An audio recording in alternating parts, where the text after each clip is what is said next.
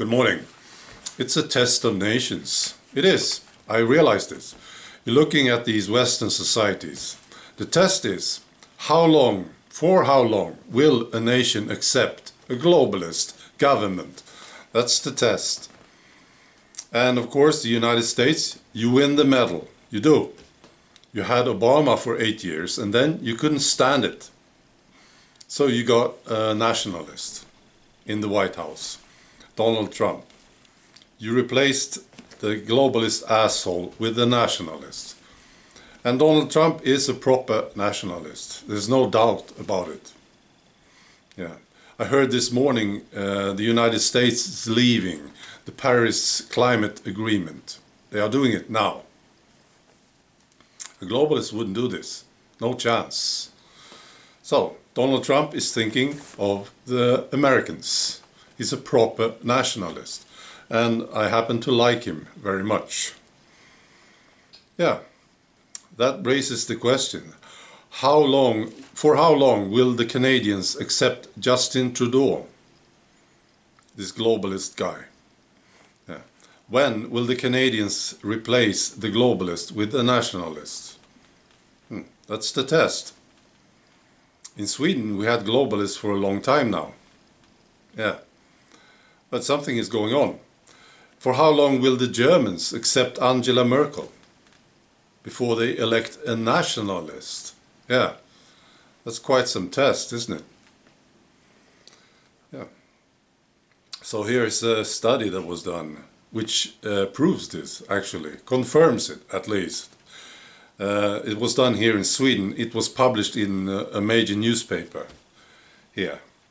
It was done, and this was comparing migration to the support of the nationalists.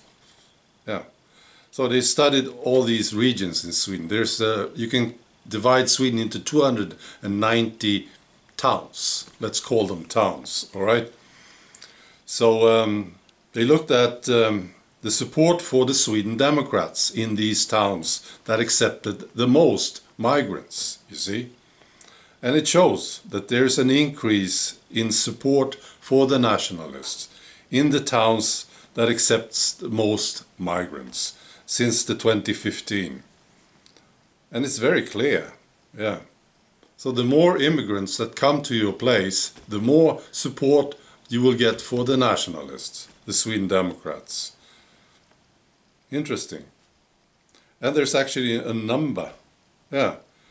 The study shows that for every percentage point of increase in immigrants in this area, the support for the nationalists will increase by 1.9%. And also you can see that the support for the socialists is dropping, yeah, in these towns.